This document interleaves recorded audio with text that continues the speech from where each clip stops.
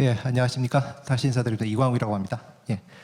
제가 오늘 말씀드릴 것은 제가 로펌 소속된 변호사이기 때문에 준법 경영, 특히 중소기업의 ESG 관련된 컴플라이언스 업무에 관련해서 한 15분 정도 말씀을 드리도록 하겠습니다.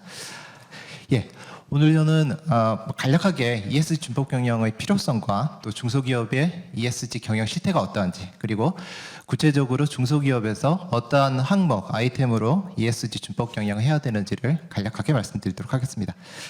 ESG 준법 경영의 필요성과 관련해서는 저희 로펌에서 보는 관점은 두 가지입니다. 첫 번째는 이제 환경적 관점에서 하나가 있고요. 나머지는 S와 G 관점에서 있습니다. 첫 번째는 환경이 예전에는 친환경이었는데 예전에 프렌들리 개념이었다 그러면 지금은 필환경 시대로 바뀌었다. 환경을 고려하지 않으면 서바이벌 할 수 없다라는 그런 환경이 바뀐 부분이 있는 것 같습니다.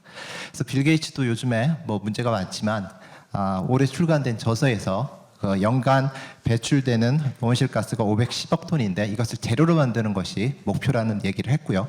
이것이 국가 또 기업 또 우리 사회의 근본적인 과제로 지금 대두되고 있습니다. 두 번째로는 SG와 관점에서는 종래 주주자본주의 중심에서 이해관계자 중심 자본주의로 변화했다라는 것이 있습니다. 2019년에 우리 대한상의와 같은 미국의 주요 기업이 모인 비즈니스 라운드 테이블에서 이런 선언을 했습니다. 커미트먼트를 했는데요. 기업의 목적이 단순히 주주와의 이익을 극대화하는 데서 넘어서 커스터머스, 인플로이, 그리고 서플라이어, 그다음에 커뮤니티, 그리고 마지막으로 주주 관점에서 여러 가지 이해관계자의 이해와 이익을 모두 다 도모해야 된다는 것으로 변신해야 된다는 것을 여러 미국 기업의 한 184개 기업의 CEO들이 서명을 했습니다. 다만 이제 이 부분과 관련해서는 미국 상법에서는 이런 의결할 때 184개 중에서 1개사만 사인을 했기 때문에 델라웨어 주법 위반이 아니냐 이런 것도 있고요.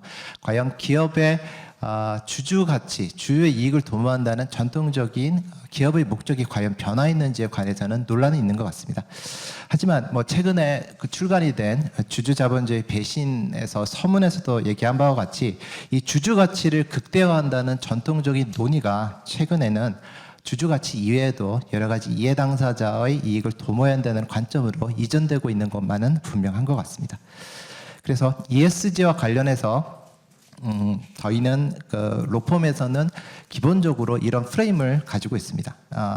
내부적 관점에서는 인플로이와 주요 경영진 여기도 ESG를 충실하게 해야 될 것 같고요. 외부적인 이해관계자로서 협력업체, 그리고 지역사회, 정부, 그리고 기업의 채권자, 그리고 주주, 그리고 고객에 이르기까지 전반적인 이해관계자와 관련된 사항을 요청을 다 받아들여야 된다. 그리고 정부와 관련된 레귤레이션, 규제와 또 투자 관점에 있어서의 이런 투자자와 관련된 부분, 그리고 이러한 것을 통합하는 회사의 정책적 관점이 모두 다 고려돼야 된다고 보고 있습니다. 그렇다면 중소기업은 이러한 ESG 추세에서 지금 어떠한 실태에 있느냐? 지금 대기업도 ESG와 관련된 부분을 잘 못하고 있기 때문에 중소기업은 더 열악한 상황입니다. 하지만 우리나라 법을 보면 중소기업 진흥법을 보면 62조의 7에서 중소기업은 회사의 종업원, 거래처, 고객 및 지역사회 등에 대한 사회적 책임을 고려한 경영활동을 하도록 노력해야 된다라는 의무를 지우고 있습니다. 이게 이제 사회적 책임 경영 의무인데요. 정부, 국가와 지방자치단체는 이러한 중소기업의 사회적 책임 경영을 위해서 필요한 지원을 할 수 있다. 재량상으로 되어 있습니다. 그래서 중소기업이 이렇게 ESG 관련된 경영을 하는 것이 단순한 그럼 투자자 관점에서 이루어지는 것이 아니라 법상 의무이기도 한다는 겁니다. 그런데 실태는 이러한 의무를 잘 이행할 수 있는 시스템이 잘 갖춰지지 않는 것 같습니다.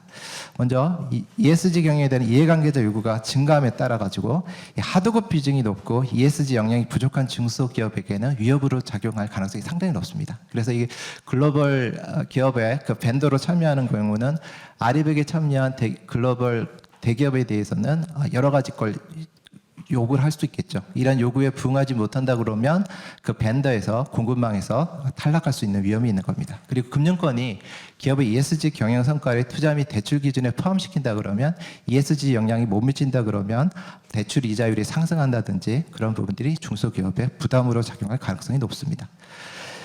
중소기업은 ESG 경영 준비도 상당히 미흡한데요. 정경련 발표에 의하면 대기업이 한 7점이면 우리 중소기업은 전반적으로 4점에 머물다고 하고 있습니다. 특히 환경에 대한 준비가 부족하다고 하고 있고요. S 그리고 뭐 나가서 G 부분도 역시 부족한 상태입니다.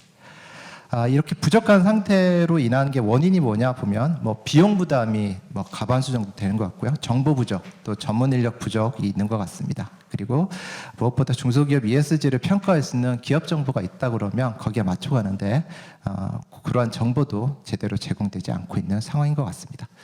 그러면 이 중소기업의 ESG 중폭 경영을 어떻게 해야 되는지 이 관점은 저희 로펌 관점입니다. 로펌에서는 이것을 컴플라이언스 업무의 일환으로 보고 있습니다.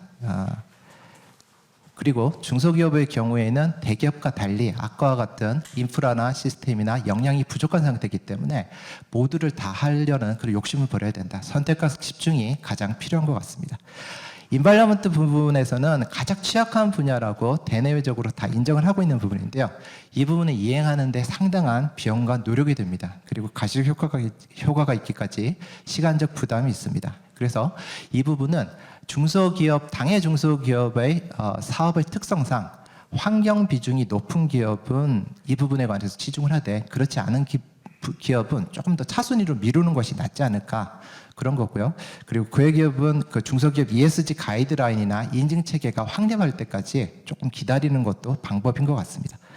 소셜과 관련해서는 아까 보았던 사회적 책임 경영, 우리가 법에서 의무로 지어진 부분입니다. 그래서 이 법상 의무를 이행을 해야 되고요. 그 법상 의무를 이행하면 아마도 국가나 지방자치단체에서 지원을 받는데 좀 더 유리할 수 있을 것 같습니다. 그리고 상대적으로 이행하는데 적은 비용과 노력 및 시간적 부담이 있을 거고요. 또 관련된 법도 상대적으로 명확한 부분이 있는 것 같습니다. 가버넌스 부분은 이 중소기업의 가버넌스가 대주주 지분 비율이라든지 업의 성격 등 여러 가지 특이한 사정이 있어서 일반화에 대응하기 어려운 부분이 있습니다. 하지만 G는 ESG의 핵심이기 때문에 이 부분도 소홀히 할 수는 없지만 케이스 바이 케이스로 대응할 필요가 있다고 봅니다.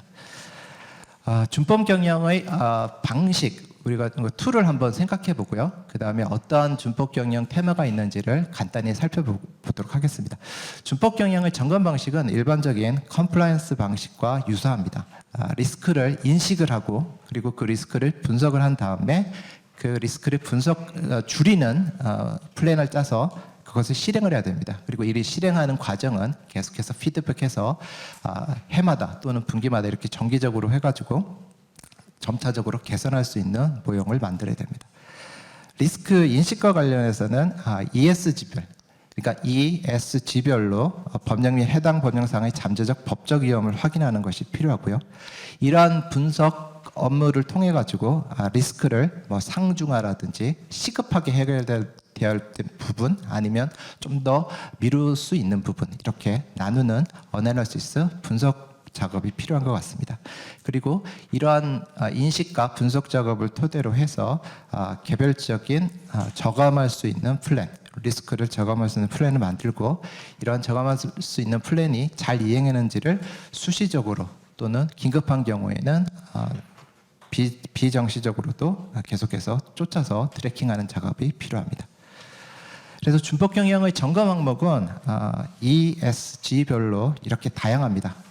E는 환경 관련된 부분이기 때문에 환경법상 주요 법령상 규제사항을 보면 될 것 같고요. S는 이해관계자별로 다 나눠집니다. 근로자의 경우에는 산업안전 노동이 있을 거고요. 소비자 경우에는 소비자 안전, 소비자 정보, 그리고 표시 광고가 있을 거고, 그리고 협력업체 같은 경우에는 공급망 관리가 있을 거고요. 지역사회의 경우에는 공동체 등이 있을 거고, 보다 포괄적으로는 인권이 있을 겁니다. 이 중에서 먼저 아까 제가 제안드린 바와 같이 중소기업은 S, 우리 법령상 의무이기도 한 소셜 부분을 먼저 점검을 잘 해보자. 그렇게 말씀드렸기 때문에 구체적으로는 S부터 살펴보도록 하겠습니다. 이게 한국기업지배구조원에서 있는 갑질 프레임과 관련된 부분인데요. 이것과 관련해서도 ESG가 도입이 될 수 있습니다.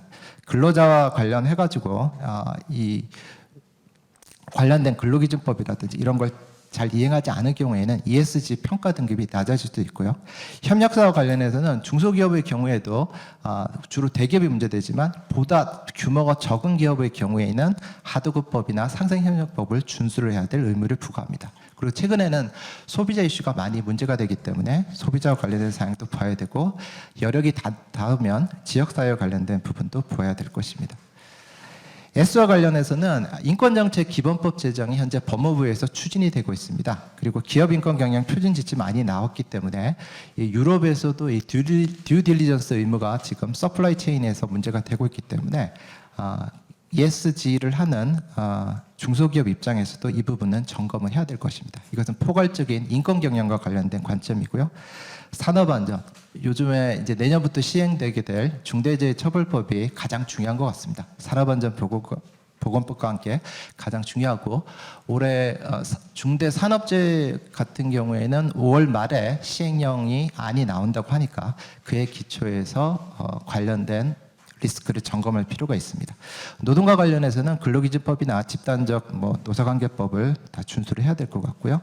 소비자와 관련해서는 소비자 안전과 관련된 소비자 기본법, 그리고 소비자 정보와 관련해서는 데이터 3법인 개인정보보호법, 신용정보법, 그리고 개별적인 기업으로서는 기업에 적용되는 의료법과 같은 특수한 개인정보보호법도 유념을 해야 될 것 같습니다. 표시광고법도 최근에 많이 논란이 되고 있고요. 그리고 공급망 관리 측면에서는 기존의 공정거래법이나 하도급법, 상생협력법, 그리고 우리 공정화에 관한 법률이라고 명명이 되는 법들이 여러 가지 법들이 있습니다. 대리점법, 대규모 유통업법, 가맹사업법, 그리고 최근에 아마 재정 작업이 논의되고 있는 온라인 플랫폼 중개거래의 공정화에 관한 법률도 유념해서 살펴보아야 될 것입니다. 그리고 공동체와 관련해서는 남녀고용평등법이 또 이야 중요할 것인데 최근에는 이 인권과 관련해서 혐오 표현도 많이 문제됩니다. 그 젠더 이슈로서 예전에는 여혐 이거 문제됐는데 최근에는 남혐도 논의되고 있지 않습니까? 그래서 이러한 혐오 표현과 관련된 부분도 중소기업도 레피테이션 관리 면에서 중요하기 때문에 유념을 해야 될 것 같습니다. 산업안전보건법과 중대재해처벌법은 이런 비교인데요. 그냥 넘어가도록 하겠습니다. 그 다음에는 이제 G와 관련해서는 아까 케이스 바이 케이스로 이 부분을 봐야 된다고 그러는데 이사회 같은 경우는 여성임원 할당제가 법령상 해당되지 않는 중소기업의 경우에도 적극적으로 도입할 필요가 있고요. 이사회 내 지속가능 경영위원회도 여력이 닿으면 설치할 필요가 있습니다. 그리고 소수주주권은 무엇보다 잘 보호를 해야 될 것 같고요. 법에 나온 대로 잘 보호를 해야 될 것 같고 다중대표 소송이 도입이 됐기 때문에 모회사 주주도 자회사 이사를 상대로 해서 대표 소송을 제기할 수 있는 상황이 되었다는 점을 보면 되겠습니다. 그리고 부패 방지와 관련해서는 청탁금지법 그리고 최근에는 또 이해관계자를 포괄적으로 조정하는 법이 통과가 됐습니다. 그래서 이런 법도 유념해서 봐야 될 것 같고요. 내부 거래와 관련해서는 부당지원행위, 통행세, 부당행위 계산 부인을 또 유념해서 보아야 됩니다. 그리고 투명성 관련해서는 외부감사법이 강화가 됐으니까 상장기업뿐만 아니라 이제 외부감사를 받는 기업들은 모두 다 잘 봐야 될 것 같고요. 무엇보다 ESG 관련 공시 의무가 강화됐는데 법에서는 이렇게 그 자율공시가 2024년까지고 2025년부터 순차적으로 자산 또 코스피 상장 여부에 따라서 공시를 의무화하고 있습니다. 하지만 이러한 공시 의무화가 되기 전이라도 중소기업이라도 관련된 ESG 관련을 공시를 해서 대내외적으로 투자를 받는 데 촉진하고 내부적 컴플라이언스에 있어서도 도움이 될 것입니다. 그리고 분쟁과 관련해서는 징벌적 손해배상 제도가 확대될 예정입니다.